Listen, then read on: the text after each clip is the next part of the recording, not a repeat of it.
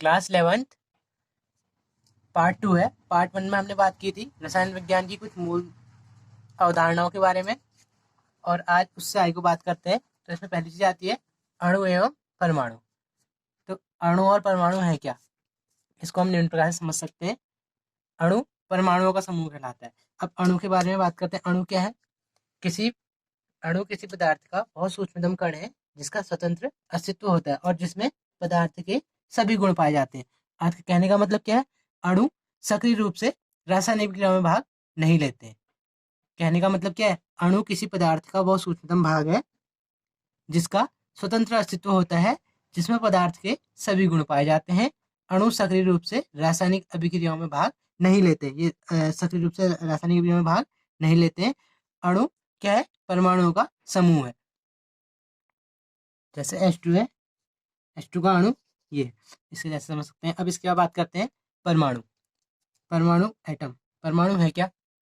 परमाणु किसी पदार्थ का बहुत सूक्ष्मतम कण है जिसमें पदार्थ के सभी गुण पाए जाते हैं। जिसमें पदार्थ के सभी गुण इसमें सभी गुण पदार्थ के पाए जाते हैं और ये स्वतंत्र अवस्था में नहीं रहता है। जो परमाणु है स्वतंत्र अवस्था में नहीं रहता है, परंतु सक्रिय रूप से रासायनिक क्रिया में भाग लेते हैं। जो एटम है, जो परमाणु क्या होते हैं, रासायनिक क्रिया में भाग लेते हैं, परंतु स्वतंत्र अवस्था में नहीं रह पाता है। तो एग्जाम में जो सबसे ज्यादा इंपॉर्टेंट चीज आती है वो आते हैं अणु और परमाणु में अंतर। तो अणु और परमाणु में अंतर डिस्कस करते हैं। तो क्या होगा? पहला तो बन गया रासायनिक क्रिया में भाग लेते हैं, ये रासायनिक क्रिया में भाग नहीं लेते हैं। और ये जो परमाणु होते हैं वो विभाजित नहीं होते हैं। इनके मूल कण पी एन और ई के वे विभाजित कर सकते हैं। इन्हें जो अणु है इन्हें परमाणु में व्यक्त किया जा सकता है। और जो परमाणु है वो किसी तत्व के परमाणु समान होते हैं, किसी तत्व के सभी परमाणु समान होते हैं, परंतु जो अणु है ये एक या एक से अधिक प्रकार के अणुओं के संयोग से निर्मित होते हैं। तो इनके हम कुछ इनके बारे में कुछ इनके जो मूल अंतर है वो हमने पढ़े। इसके बाद बात करते हैं परमाणु द्रव्यमान की। परमाणु द्रव्यमान, तो पहले परमाणु द्रव्यमान को समझते हैं। वर्तमान में परमाणु द्रव्यमान की गणना कार्बन 12, वर्तमान में परमाणु द्रव्यमान की गणना कार्बन 12 को मानकर, कार्बन 12 को तत्व मानकर करते हैं। हम इसे मानक मान के हमने इसकी गणना करते हैं। और परमाणु द्रव्यमान को परमाणु द्रव्यमान इकाई पैमाने पर व्यक्त किया जाता है, जिसे संक्षेप में क्या कहते हैं? एएमयू कहते हैं। एएमयू क्या है? अर्थात परमाणु द्रव्यमान की इकाई क्या है? एएमयू है। तो एक एएमयू बराबर क्या होता है? कार्बन 12 परमाणु के 1/12वें भाग का द्रव्यमान। कार्बन इस एक एएमयू बराबर क्या है? कार्बन 12 परमाणु के 1/12वें भाग का द्रव्यमान। तो इसकी डेफिनेशन पढ़ते हैं।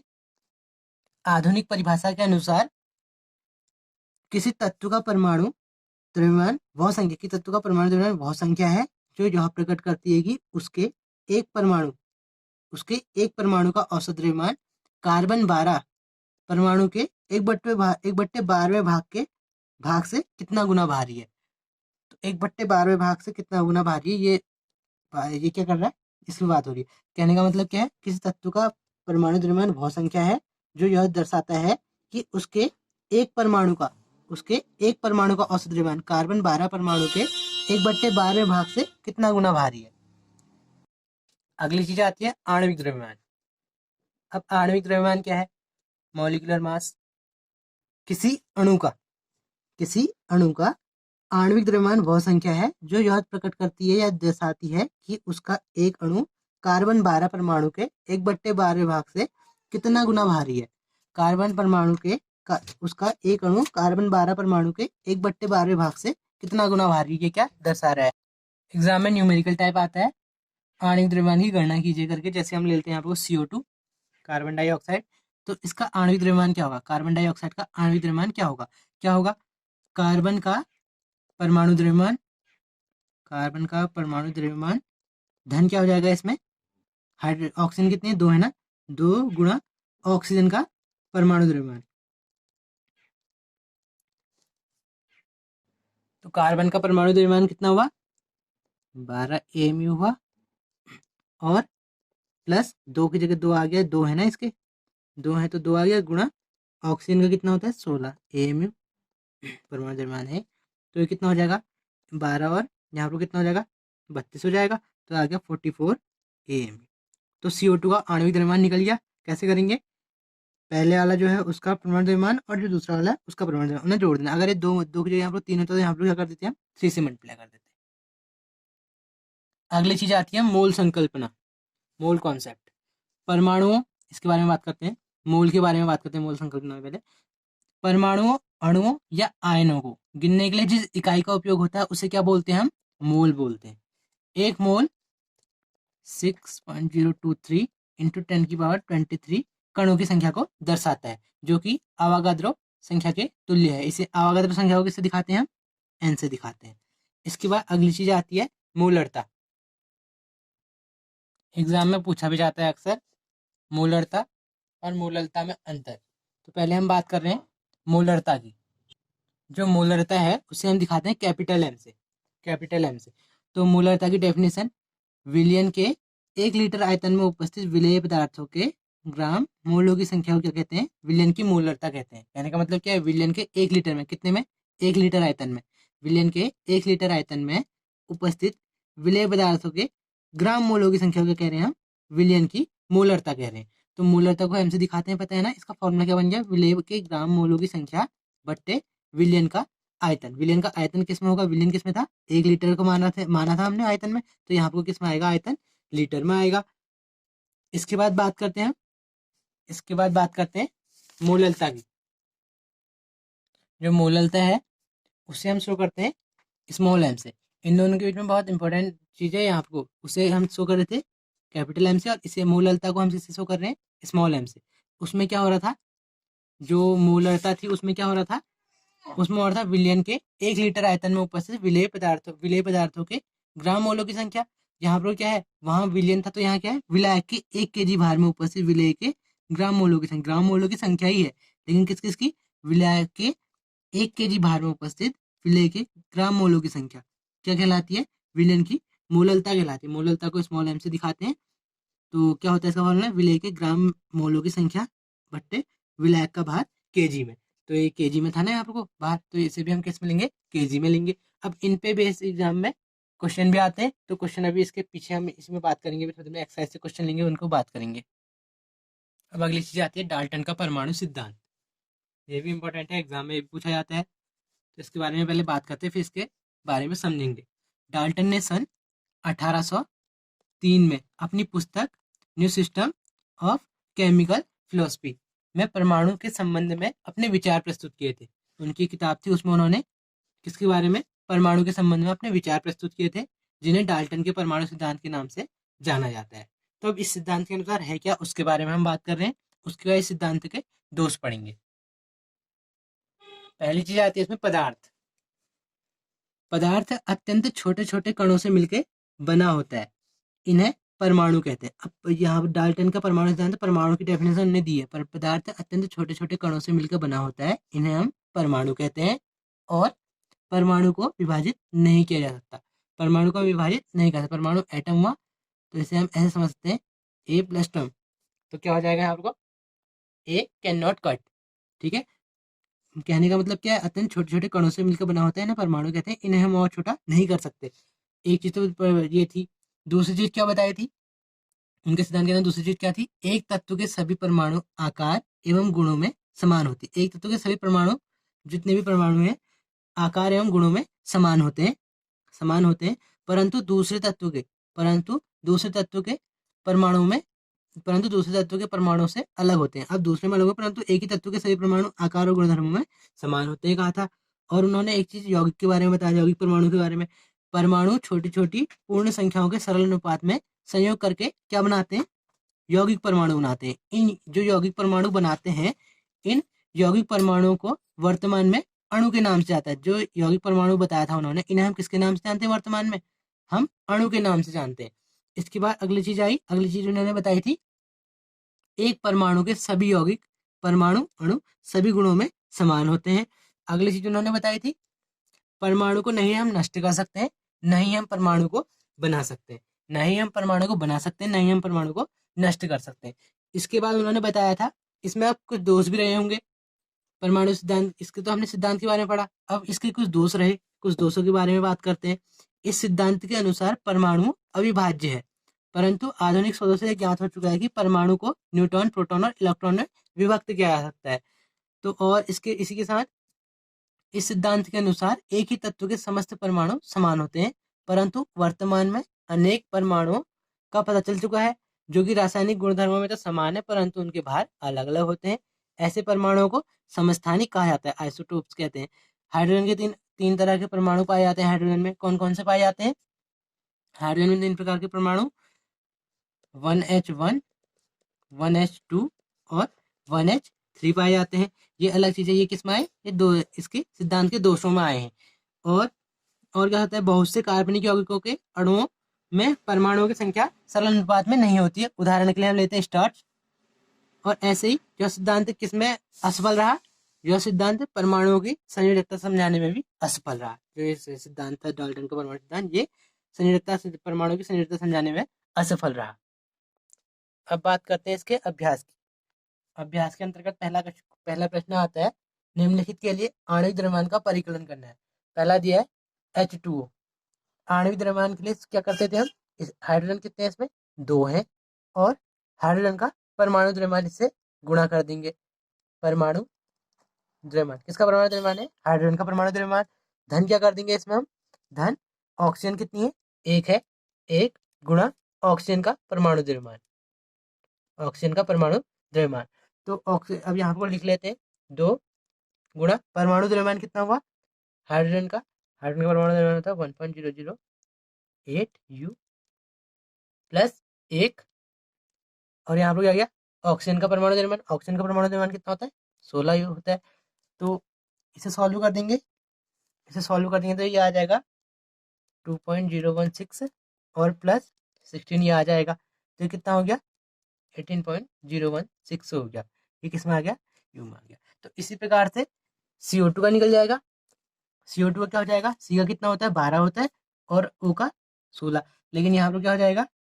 1 आएगा C के साथ, 1 गुणा 12 होगा, और साथ ही प्लस 2 गुणा 16 होगा, क्योंकि ऑक्सीजन 2 है और ऑक्सीजन का 16 होता है। तो ये कितना आ जाएगा यहाँ पर से? 44 यू आ जाएगा। इसी प्रकार से CH4 का भी, H कितने हैं? 4 है, तो 1 गुणा 4 हो गया, और C 1 है, तो 1 गुणा 12 हो गया। तो इस हिसाब से कार्बन का वो ये CH4 का भी निकल जाएगा। अगला क्वेश्चन कह रहा है, सोडियम सल्फेट Na2SO4 में उपस्थित विभिन्न तत्वों के द्रव्यमान प्रतिशत का परिकलन करना है। द्रव्यमान प्रतिशत का परिकलन। तो द्रव्यमान प्रतिशत का परिकलन का फॉर्मूला क्या होता है? इससे पहले हम निकालेंगे Na2SO4 सोडियम सल्फेट का आणविक द्रव्यमान। Na2SO4 क्या हो जाएगा? Na 2 है ना, तो 2 गुणा 23 होता है Na का। 2 गुणा 23 प्लस S कितना है? 1 है। 1 गुणा सल्फर का परमाणु द्रव्यमान कितना होता है? 32। धन कितना हो जाएगा? कितने? ऑक्सीजन 4 है, 4 गुणा 16 हो जाएगा। तो इस प्रकार से हम क्या निकाल देंगे?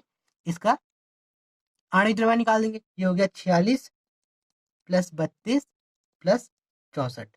तो कितना हो गया यहाँ पर से? 142 यू आ गया। अब सोडियम सल्फेट में उपस्थित विभिन्न तत्वों की प्रतिशत मात्रा। अब इसके प्रतिशत मात्रा निकालनी है। प्रतिशत निकालने के लिए क्या होगा? Na का प्रतिशत द्रव्यमान। पहले Na का लेंगे, फिर सल्फर, फिर ऑक्सीजन। तो तीनों को अलग अलग लेंगे। तो पहले बात करते हैं Na में। Na में कितना हो गया? ये अब प्रतिशत द्रव्यमान कैसे निकालते हैं? इसके लिए ऊपर होता है Na का द्रव्यमान। बट्टे में क्या आता है? बट्टे में आता है जो दिया है हमें, Na2SO4। Na2SO4 का आणविक द्रव्यमान गुणा प्रतिशत निकालना है, तो गुणा 100 हो जाएगा। तो इस हिसाब से कितना हो गया? Na का द्रव्यमान कितना आया था हमारे पास? 46 आया था। 46 और 142 क्या था? Na2SO4 का आणविक द्रव्यमान था 142, और गुणा कितना हो जाएगा? 100 हो जाएगा। तो इसे हम जब सॉल्व करेंगे तो हमारे पास कितना आ जाएगा? ये आ जाएगा हमारे पास 32.39%। ये क्या आ गया? Na के लिए आ गया। अब हमने निकालना तो सबके लिए अलग अलग पड़ेगा। तो इसके बाद हम क्या ले रहे हैं? सल्फर का द्रव्यमान प्रतिशत क्या आ जाएगा? ऊपर क्या आ जाएगा? सल्फर का द्रव्यमान प्रतिशत आ जाएगा, और नीचे Na2SO4 का आणविक द्रव्यमान आ जाएगा। तो सल्फर का कितना आया था? सल्फर का कितना होता है? 32 आणविक द्रव्यमान। 32, और बट्टे में कितना आ गया? Na2SO4 का आणविक द्रव्यमान तो सेम रहेगा सब जगह 142, गुणा क्या आ जाएगा? आपको 100 आ जाएगा। तो इसे भी सॉल्व कर लेंगे। और ऐसे ही ऑक्सीजन ऑक्सीजन का क्या, ऑक्सीजन का द्रव्यमान प्रतिशत कैसे निकलेगा, ऊपर ऑक्सीजन का द्रव्यमान जो कि कितना होगा, ऑक्सीजन कितने हैं इसमें, वो 4 है ना, तो 4 है, तो 16 चक्को 64 हो गया, भट्टे में कितना आ जाएगा, 142 ही आएगा, गुणा 100 कर देंगे, तो यहाँ से ये भी हमारे पास ये भी हमारे पास क्या आ जाएगा, ये आंसर आ जाएगा। 53% का परिकलन हो गया इस हिसाब से। अगला क्वेश्चन क्या कह रहा है, क्वेश्चन नंबर 3 कह रहा है हमारे पास, आयरन के आयरन के उस ऑक्साइड का मूलानुपाती सूत्र ज्ञात कीजिए जिसमें द्रव्यमान द्वारा 69.9% आयरन और 30.1% ऑक्सीजन है। तो हमने क्या करना है, मूलानुपाती सूत्र ज्ञात करना है। तो इसके लिए टेबल बनेगी, इसमें तत्व, प्रतिशत, परमाणु द्रव्यमान और परमाणु की आपेक्षिक संख्या और सरल अनुपात और पूर्णांक अनुपात आएगा।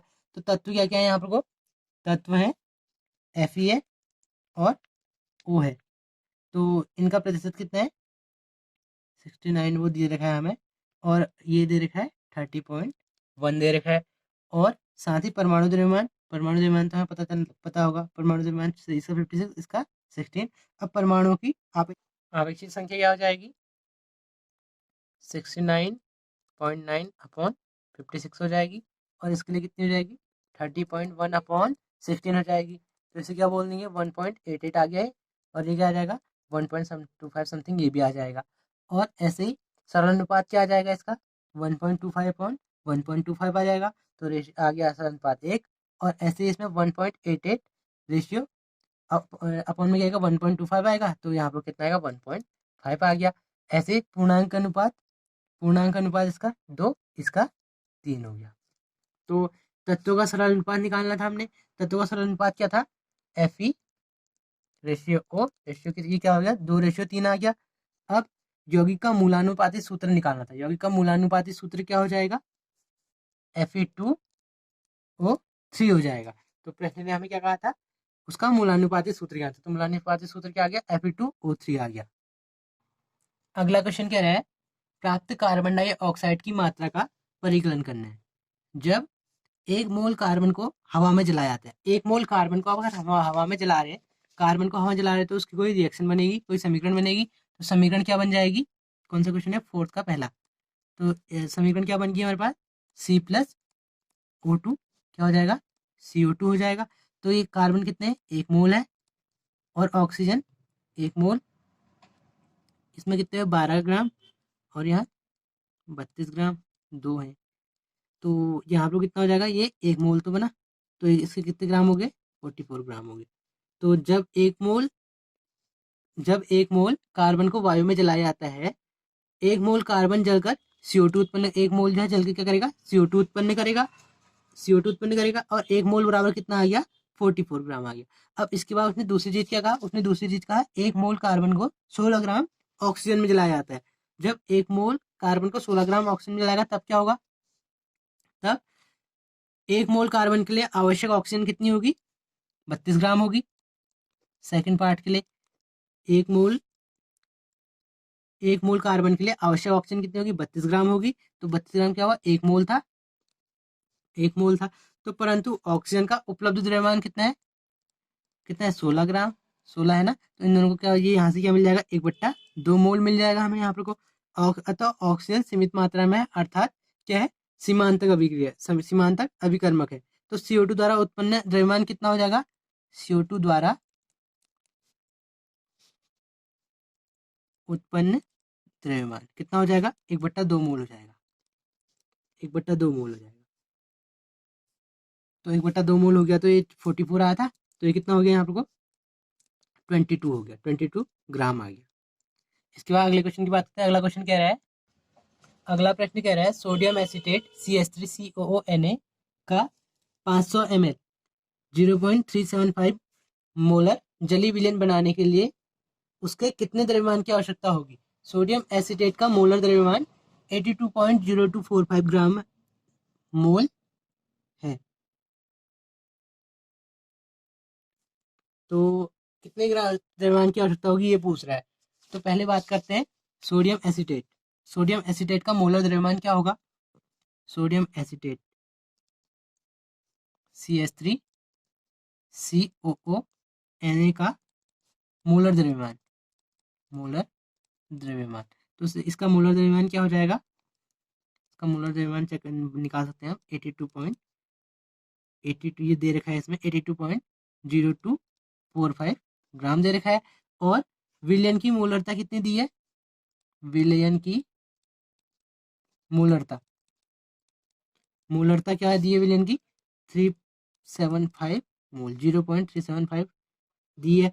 तो इसे हम क्या लिख सकते हैं, 0.375 मोल इनवर्स बोल सकते हैं।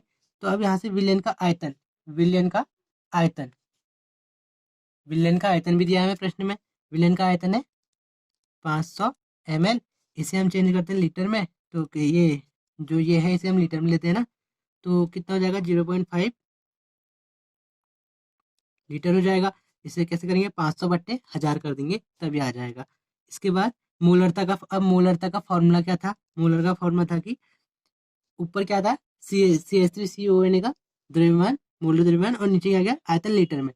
तो यहाँ पर क्या आ गया हमारे पास 82.0245 ये था, और बट्टे में क्या था हमारे पास 0.5 लीटर था, 0.5 लीटर था। तो कितना हो जाएगा यहाँ से, अब हमें ये तो पता है एम की वैल्यू, तो पता है एम की वैल्यू कितनी है, ये है। तो यहाँ पर कोई ये डब्ल्यू की वैल्यू बतानी है हमें बस। तो कितनी हो जाएगी ये, डब्ल्यू बराबर, इससे अगर सॉल्व करें डब्ल्यू बराबर 0.375 मोल लीटर इनवर्स इंटू, यह आ जाएगा मल्टीप्लाई में 82.0245 ग्राम मोल इनवर्स, और साथ में मल्टीप्लाई में क्या आ जाएगा, मल्टीप्लाई में आ जाएगा 0.5 लीटर। तो इसे सॉल्व कर लेंगे तो इस हमारा आंसर आएगा समथिंग 15.380 लगभग ग्राम लगभग। अब अगले क्वेश्चन की बात करें, अगला प्रश्न क्या कह रहा है, सांद्र नाइट्रिक अम्ल, सांद्र नाइट्रिक अम्ल उसके प्रतिदर्श का मोल प्रति लीटर में सांद्रता का परिकलन कीजिए जिसमें उसका द्रव्यमान प्रतिशत 69% हो और जिसका घनत्व 1.41 ग्राम हो। तो इसके बारे में बात करनी है यहाँ पर को। तो छठे क्वेश्चन को समझते हैं। इसमें हमें दे रखा है 69% हो, 69% हो। इसका मतलब क्या है, इसका मतलब है 69 ग्राम HNO3 है और 100 ग्राम विलियन में विलेय है। इसका अर्थ ये है 69 ग्राम HNO3 100 ग्राम विलियन में विलेय है। तो विलियन का द्रव्यमान मिल गया हमें, विलियन का द्रव्यमान क्या हो गया यहाँ पर से, विलियन का द्रव्यमान हो गया हमारे पास 100 ग्राम हो गया, और यहाँ पर से विलियन का घनत्व, विलियन का घनत्व में दिया है तो कितना हो गया है, ये हो गया 1.41 ग्राम लीटर। तो अब विलियन का आयतन निकालना है, तो विलियन का आयतन क्या होगा, विलियन का आयतन, तो विलियन का आयतन क्या होगा यहाँ से, विलियन का द्रव्यमान, विलियन का द्रव्यमान कितना है 100 ग्राम बट्टे विलियन का घनत्व, विलियन का घनत्व कितना है 1.41 है। तो ये कितना हो जाएगा 100 बट्टे 1.41 हो जाएगा। इसे सॉल्व कर लेंगे हम तो आ जाएगा। अब इसके बाद HNO3 की मोल पर लीटर सांद्रता का अर्थ क्या है, मोलरता है। हमें दे रखा है HNO3 की, यहाँ आपको दे रखा है क्वेश्चन में, ये दिया है ना, मोल प्रति लीटर सांद्रता का परिकलन कीजिएगा। तो यहाँ पर से हम समझ, इसका मतलब क्या है, मोलरता है। मोलरता को किससे दिखाते हैं, कैपिटल M से दिखाते हैं। तो क्या हो जाएगा HNO3 की, HNO3 का मोलर द्रव्यमान बट्टे में विलयन का आयतन लीटर में, तो ये कितना हो जाएगा 69 हो जाएगा ग्राम पर 3 ग्राम मोल इनवर्स हो गया है। और साथ ही यहाँ पर कितना हो जाएगा नीचे 70.92। अभी किस में लेते हैं, कहा था लीटर में लेते हैं, कहा मिली लीटर में, तो इसे क्या कर देंगे 1000 से भाग दे देंगे। तो यहाँ पर हमें क्या मिल जाएगा 15.44 मोल लीटर इनवर्स मिल जाएगा। तो इसकी मोलरता कितनी आ गई, इसकी मोलरता ये है 15.44 एम। तो इसे मोलरता हमने निकाली थी तो निकल गई। अब अगला क्वेश्चन हमसे कह रहा है 100 gram copper, 100 gram copper sulphate CuSO4 से कितना कॉपर प्राप्त किया जाता है, 100 ग्राम कॉपर सल्फेट से कितना कॉपर प्राप्त किया जाता है। तो इसमें पहले आणविक द्रव्यमान निकालना है, तो आणविक द्रव्यमान निकाल लेंगे हम। 7वां क्वेश्चन है आणविक द्रव्यमान कैसे निकलेगा, किसका CuSO4 का, आणविक द्रव्यमान निकालना है CuSO4 का। आणविक द्रव्यमान क्या होगा, 63 किसका था, 63 किसका था अभी, Cu का था। तो ऐसे ही हम Cu का निकालेंगे तो क्या आ जाएगा, 63.6 प्लस 32 प्लस 4 इंटू क्यों कराए, और 4 है तो 4 से 16 को कर दिया, ये क्या है, यही पढ़ा था पीछे हमने। और ऐसे एस का 32 हो गया, तो कितना हो जाएगा ये 63.6 हो गया प्लस 32 हो गया प्लस 64 हो गया, तो ये कितना आ गया 159.6 आ गया। अब CuSO4 का ग्राम आणविक द्रव्यमान भी निकालेंगे, कितना प्राप्त किया जाता है कह रहा है ना, तो आणविक द्रव्यमान निकाला हमने किसका, CuSO4 का निकाला। अब CuSO4 का ग्राम आणविक द्रव्यमान क्या गया हमारे पास 159.6 आ गया ग्राम, ये किस में आएगा, ग्राम में आ गया। अब इसके बाद हम यहाँ पर एक चीज देखेंगे, 159.6 ग्राम CuSO4 देता है, CuSO4 देता है कितना 63.6 ग्राम Cu। तो 100 ग्राम Cu कितना देगा, 100 ग्राम CuSO4 कितना देगा, ये देगा 63.6 अपॉन 159.6 इंटू कितना हो जाएगा 100 हो जाएगा। तो इसका आंसर कितना आ गया यहाँ पर 39.85 ग्राम कॉपर देगा। तो इतना कॉपर प्राप्त हम कर सकते हैं। तो एक इसका सॉल्यूशन था क्वेश्चन नंबर 7 का। अब क्वेश्चन नंबर 8 की बात करते हैं। क्वेश्चन नंबर 8 क्या कह रहा है, आयरन के ऑक्साइड का आणविक सूत्र ज्ञात कीजिए जिसमें आयरन तथा ऑक्सीजन का द्रव्यमान प्रतिशत 69.9 ग्राम तथा 30.1 ग्राम है। तो इस क्वेश्चन को हम कैसे करेंगे, जैसे हमने क्वेश्चन अभी और किया था, जैसे हमने थर्ड वन ये वाला क्वेश्चन क्या था, सेम टू ऐसे ही करेंगे। तो यहाँ से हमें क्या मिल जाएगा, मूलानुपाती सूत्र मिल जाएगा। तो इसके बाद बात करते हैं क्वेश्चन नंबर 9 की। क्वेश्चन नंबर 9 क्या कह रहा है, निम्नलिखित आंकड़ों के आधार पर क्लोरीन के औसत परमाणु द्रव्यमान का परिकलन करना है। तो यहाँ पर वो सारणी दे रखी, टेबल दे रखी है, प्रतिशत में दे रखा है, प्राकृतिक बहुलता दे रखी है, मूल द्रव्यमान ये दे रखा है। तो क्लोरीन का औसत परमाणु द्रव्यमान निकालना है। क्लोरीन का औसत परमाणु द्रव्यमान कैसे निकालते हैं, वो हम निकाल सकते हैं।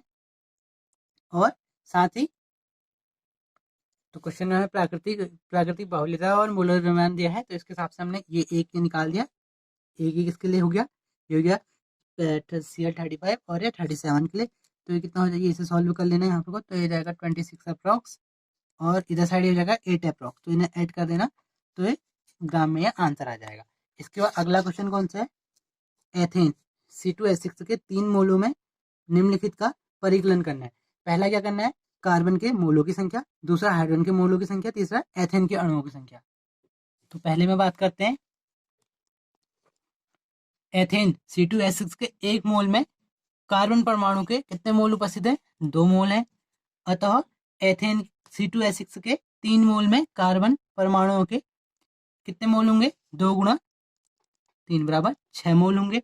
इसी हिसाब से दूसरे वाले में क्या है, C2H6 है, C2H6 है, तो इसमें क्या हो जाएगा, 3 मोल में हाइड्रोजन परमाणुओं के 3 गुणा 6 मतलब कि 18 ग्राम मोल उपस्थित रहेंगे। और ऐसे ही 1 मोल में C2H6 के कितने हो जाएंगे, 0.62 हो जाएंगे। प्रश्न 11 बोल रहा है हमें 20 ग्राम चीनी C12H22O11 को जल की पर्याप्त मात्रा में घोलने पर उसका आयतन 2 लीटर हो जाए तो चीनी के इस विलयन की सांद्रता क्या होगी। हमने क्या निकालना है, विलयन की सांद्रता क्या होगी, तो इसमें हम क्या निकालेंगे, मोलरता निकालेंगे। तो मोलरता निकालेंगे तो इसमें क्या पता है, मोलरता का फॉर्मूला क्या होता है, विलेय का द्रव्यमान बट्टे विलेय का मोलर द्रव्यमान गुणा विलयन का आयतन लीटर में।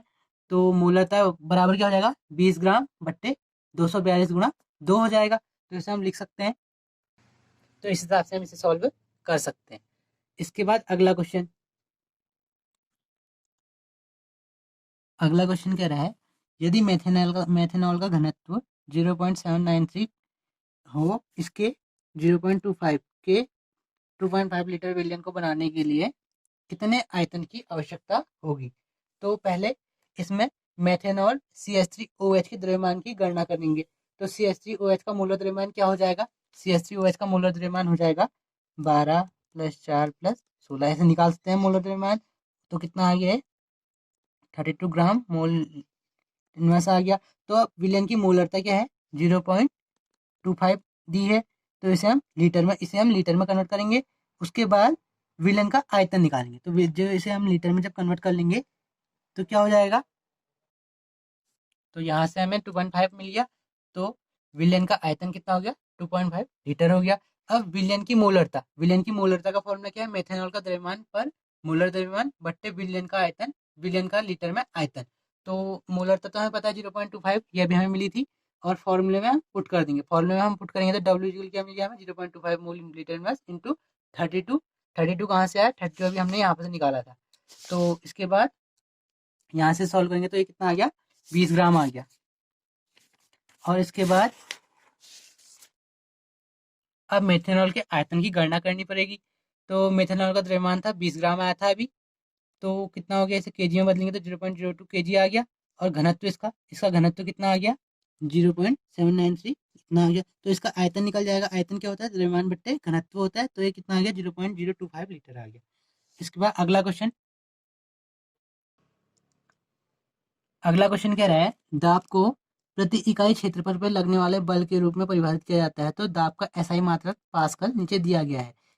1 पास्कल बराबर इतना दिया है। तो यदि समुद्र तल पर हवा का द्रव्यमान इतना है तो पास्कल में दाब का परिकलन करना है। तो बात सॉल्यूशन की करते हैं। तो एम कितना हो गया? एम हमें दिया था इतना हो गया, इसे हम किलोग्राम में बदल देंगे। और हमें बल बराबर पता है, बल बराबर क्या होता है? द्रव्यमान गुणा त्वरण। द्रव्यमान एम और ये त्वरण। त्वरण 9.2 हमें पता ही है। और द्रव्यमान हमें यहाँ पर को दिया था जो हमने भी कन्वर्ट कर लिया था। तो ये सॉल्व हुआ कितना आ गया? इतना आ सकता है, सॉल्व कर लेना आप। और क्षेत्रफल क्या होता है? क्षेत्रफल 1 सेंटीमीटर स्क्वायर। तो इसे बदल दिया।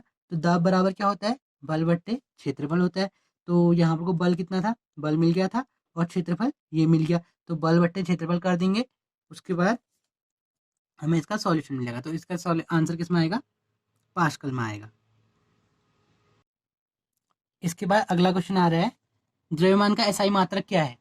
द्रव्यमान का एसआई मात्रक क्या होता है? किलोग्राम होता है। इसे किस प्रकार प्रभावित किया जा सकता है?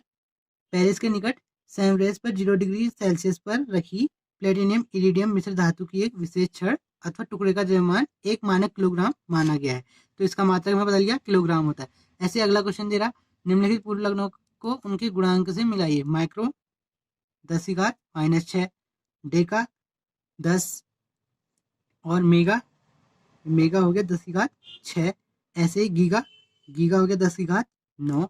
और ऐसे हो गया फेमटो फेमटो हो गया 10⁻−1। ये तो पहले से बुक में फिल भी किए हैं। इसके बाद अगला क्वेश्चन देखते हैं। ये तो ओरल क्वेश्चन है। ये बोल रहा है कि सार्थक अंकों से आप क्या समझते हैं? सार्थक अंकों से क्या समझते हैं? सार्थक अंकों की डेफिनेशन पूछ रहा है। उन अंकों की संख्या को जिनके द्वारा किसी राशि को निश्चित रूप से व्यक्त किया जाता है उन्हें क्या बोलते हैं? सार्थक अंक बोलते हैं। तो सार्थक अंक ये हो गए। इसके बाद अगला कह रहा है पेयजल के नमूने में क्लोरोफॉर्म जो क्या है? कैंसर जन्य है, से अत्यधिक संदूषित पाया गया। संदूषक का स्तर 15 ppm द्रव्यमान के रूप में था। इसे द्रव्यमान प्रतिशतता में दर्शाइए। द्रव्यमान प्रतिशतता में दर्शाइए बोल रहा है। तो इसमें द्रव्यमान प्रतिशत का फॉर्मूला लगा देते हैं। क्या हो जाएगा? 15 ग्राम बट्टे 10⁻6 गुणा 100 हो जाएगा। तो हम इसे सॉल्व कर देंगे तो यहाँ पर कितना है? 1.5 इंटू 10⁻⁻3। अब दूसरा कह रहा है विलयन की मोललता। तो मोललता का फॉर्मूला क्या होता है? एम होता है। कैपिटल स्मॉल एम से दिखाते हैं, तो क्या हो जाएगा यहाँ पर को? 1.5 इंटू 10⁻³ ग्राम हो जाएगा। अपॉन में क्या आ जाएगा? 119.5 ग्राम मोल इनवर्स। ये क्या है? फॉर्मूला क्या होता है? क्लोरोफॉर्म का द्रव्यमान बट्टे क्लोरोफॉर्म का मोलर द्रव्यमान बट्टे में क्या आ जाएगा? टोटल यहाँ पर आ जाएगा विलायक का द्रव्यमान केजी में। तो इसके हिसाब से कर सकते हैं। तो इसके इस वीक की यहाँ पर वैल्यू क्या आ जाएगी? 100/1000 केजी आ जाएगी। तो इसे हम यहाँ से सॉल्व कर लेंगे तो हमें आंसर मिल जाएगा। अब इसके बाद 22वां क्वेश्चन ये कह रहा है यदि प्रकाश का वेग दे रखा है 3 × 10⁸ मीटर पर सेकेंड और हो तो 2 मीटर पर 2 ns में प्रकाश कितनी दूरी तय करेगा? तो प्रकाश द्वारा 1 सेकंड में तय की दूरी लिख दी हमने यहाँ पर को। और ऐसे ही 2 नैनो सेकंड को हमने किस में बदल दिया? सेकंड में बदल दिया। तो उसके बाद अतः इतने में प्रकाश द्वारा तय की दूरी कितनी? इतना गुणा इतना अपॉन 1 सेकंड बराबर इतना आ जाएगा। इसे ऐसे करके सॉल्व कर सकते हैं। ये क्वेश्चन कह रहा है डाई नाइट्रोजन और डाई हाइड्रोजन के निम्नलिखित रासायनिक समीकरण के अनुसार अमोनिया बनाती है। N2+3H2 क्या बन रहा है? चेंज इनटू 2NH3 बन रहा है। तो पहला दे रहा है इसमें इतना डाई नाइट्रोजन और इतना डाई हाइड्रोजन के साथ अभिक्रिया करती है। तो अमोनिया के द्रव्यमान का परिकलन करना है। तो कैसे कर सकते हैं हम इसे? तो रिएक्शन पे देखते हैं पहले। N2 प्लस 3H2 चेंज क्या हो रहा है, 2NH3 हो रहा। तो N2 है ना, 2 इंटू 14 28 होगी, 28 ग्राम। तो 6 और एक हो गया, 3 6 6 गुना एक हाइड्रोजन, तो कितना हो गया, 6 ग्राम हो गया। और ऐसे ही है, इसे सॉल्व कर दिया तो यहाँ पर कितना आ गया, 34 ग्राम आ गया। तो इसमें देखने वाली बात यह है, क्योंकि 28 ग्राम नाइट्रोजन 28 ग्राम N2 की अभिक्रिया 6 ग्राम हाइड्रोजन के होने पर कितना बन रहा है, 34 NH3 बन रही है, ग्राम NH3 बन रही है। तो इसके हिसाब से क्वेश्चन ने कहा था डाई नाइट्रोजन कितनी, इतनी, डाई नाइट्रोजन इतनी, और जो डाई हाइड्रोजन थी वो इतनी।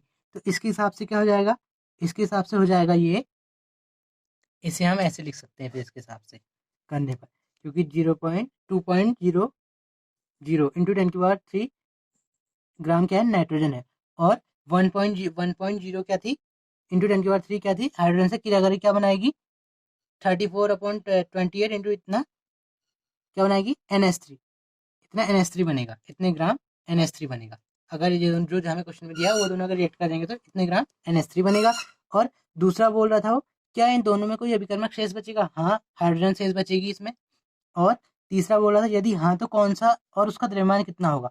तो द्रव्यमान कितना होगा पूछ रहा है अब हमसे। 28 ग्राम नाइट्रोजन को 6 ग्राम हाइड्रोजन की आवश्यकता पड़ती है। तो ये नाइट्रोजन को आवश्यकता कितनी पड़ेगी, 2.0010⁻³ ये गुणा 6 हाइड्रोजन हो गए। तो इसे सॉल्व कर देंगे तो हाइड्रोजन की उपलब्ध मात्रा कितनी आ जाएगी यहाँ से, जो हमें दी थी है तो पहले ना, और हाइड्रोजन की शेष मात्रा क्या हो जाएगी, हम इन दोनों इन दोनों को हम माइनस कर देंगे, तो इसे यहाँ से क्या मिल जाएगी, हमें हाइड्रोजन की शेष मात्रा मिल जाएगी। अगला क्वेश्चन बोल रहा है 0.5 मोल Na2CO3 और 0.50 m। अभी m और ये इन चीज़ों में अंतर समझना चाहिए आपको। Na2CO3 में क्या अंतर है बोल रहा है। तो जो 0.50 मोल Na2CO3 है वो सांद्रता को मोल में व्यक्त कर रहा है। ये किस में व्यक्त कर रहा है, मोल में व्यक्त कर रहा है। और साथ ही दूसरा क्या है, 0.50 m है। तो ये Na2CO3 सांद्रता को किस में कर रहा है, मोल पर लीटर में कर रहा है। अर्थात इसका कहने का मतलब क्या, ये क्या है, मोलरता में है। तो इसके बाद बात करते हैं अगले क्वेश्चन की।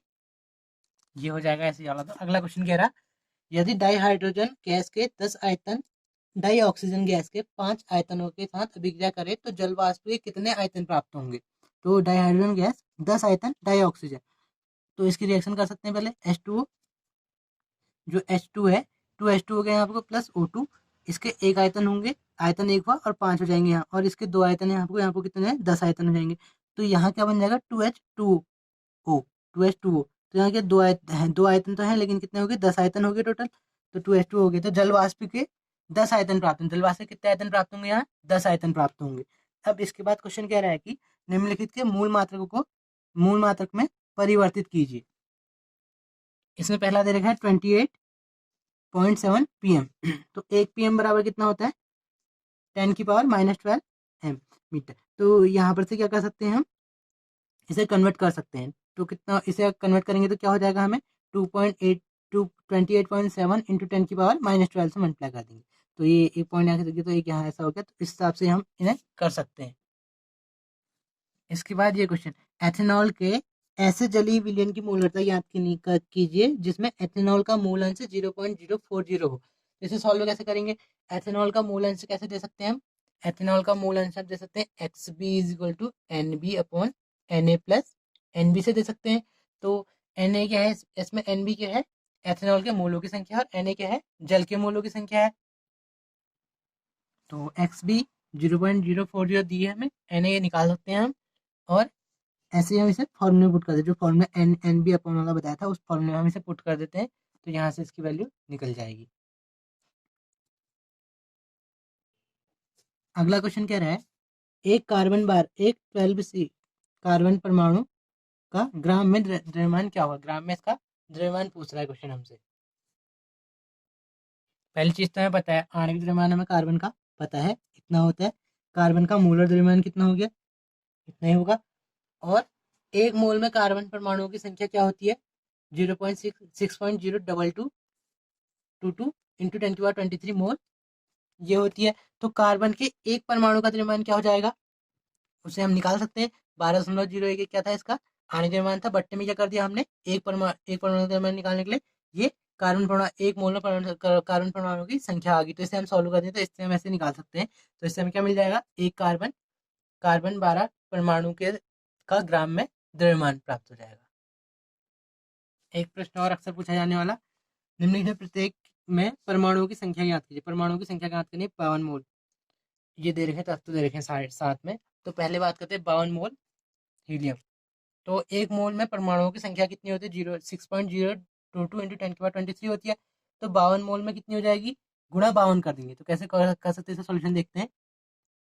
तो इस प्रकार से हम कर सकते हैं 0.6.022 इंटू 10⁻23 इंटू 52। ऐसे ही जिसमें निकालना हो उसके हिसाब से अलग अलग हो सकता है। तो इसमें क्या निकाला, यहाँ पर को परमाणुओं की संख्या निकाली, यहाँ पर परमाणु द्रव्यमान 4 हो गया। तो 52 जो द्रव्यमान है उसके लिए निकाल दिया इस प्रकार से। और इसी प्रकार से हीलियम का ग्राम